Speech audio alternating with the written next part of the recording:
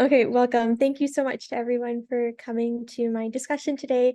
I'm going to take you through some of the background into my thesis and some of the work that I've been doing over the last few months in creating my thesis proposal and doing the background research. So I would like to acknowledge today as a member and working in CGSE, my work is on the traditional and unceded territories of the Musqueam, Squamish, and Tsleil-Waututh nations. I'm extremely grateful to be on this land where I work and play, and I'm very grateful for the care that has been taken from it.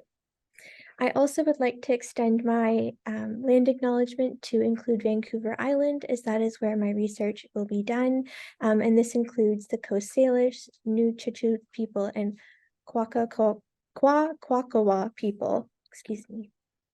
So I'm just going to give a bit of context into the background of my work from the World Health Organization.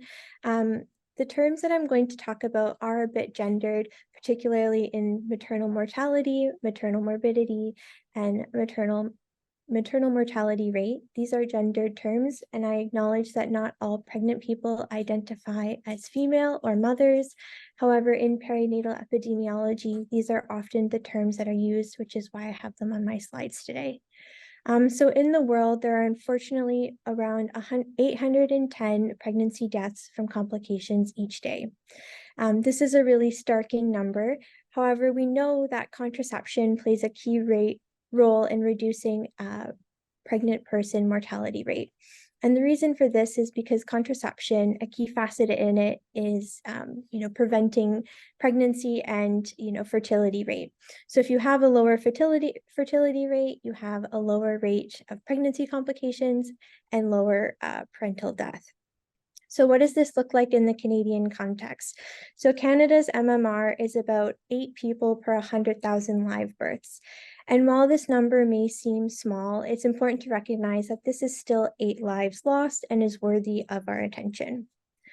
So because of the role that contraception can play in reducing maternal mortality rate, but also in recognizing the diverse roles that contraception plays in people's well-being, for example, at allowing them to have more bodily autonomy, to help with period management, and to manage symptoms for conditions such as endometriosis, the WHO has stated that they have a goal to reach universal contraception for all by 2030.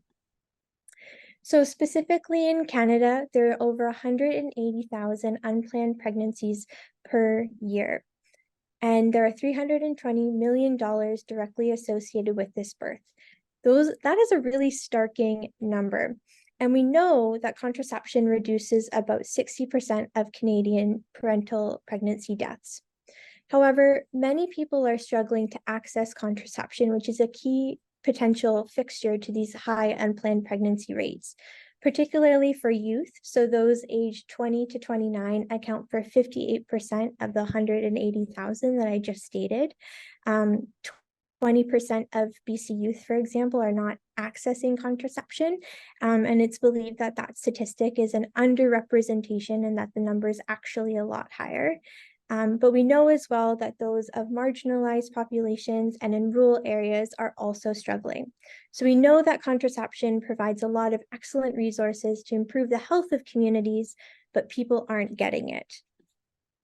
So with that, a key, in my head, answer to address that problem is to understand, what are the unmet contraception needs, particularly for youth populations, because they are contributing so significantly to Canada's unplanned pregnancy rates across rural Vancouver Island communities.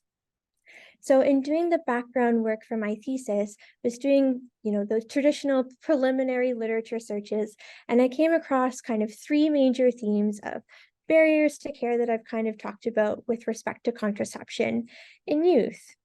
So for reference as well, contraception barrier would be the inaccessibility of family planning methods and healthcare.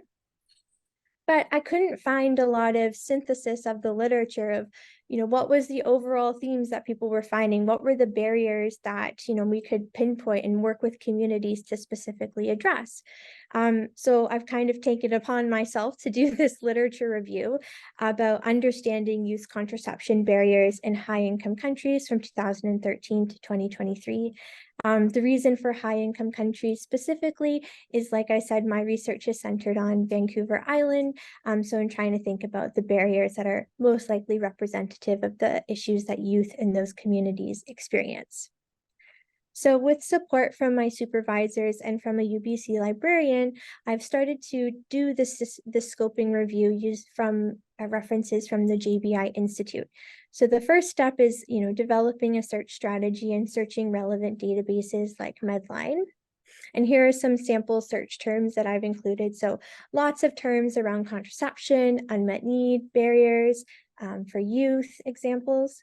And then the screening process. So I'm very lucky I have a team of, other PhD students who are experts in their area to help me with the title and abstract screening. We're then going to take the articles that we deem eligible for a full text review. And with that, we're going to double check again that they meet the inclusion and exclusion criteria for this study. So is the study focused on youth? Specifically, I've said 75% to make sure it's really youth-centered. And is it in the population that we're most interested in? So in the high-income countries outlined by the United Nations. And then finally, we're going to do the data extraction, which is where we take all the information and compile it to help with our analyses. And some sample columns of this extraction form will include, study demographics, grade principles to assess for bias, Robbins 1, and assessing for how it connects to the research question.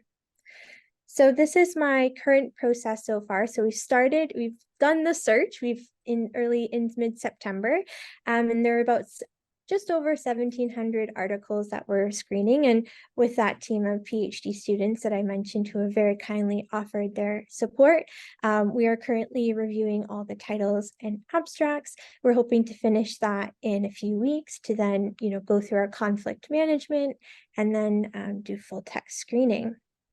So this leads me to my next step. So I would really love to finish my scoping review screening on time and then begin the subsequent analyses and write-ups to hopefully present to you soon. And this is going to be really influential in developing my final thesis proposal because it will help me understand better what is the literature that's being done, what's out there, and what is the best way I can dedicate my time in my PhD to filling knowledge gaps to really help the youth across those rural Vancouver Island communities, but Canadian youth in general. So thank you so much for listening to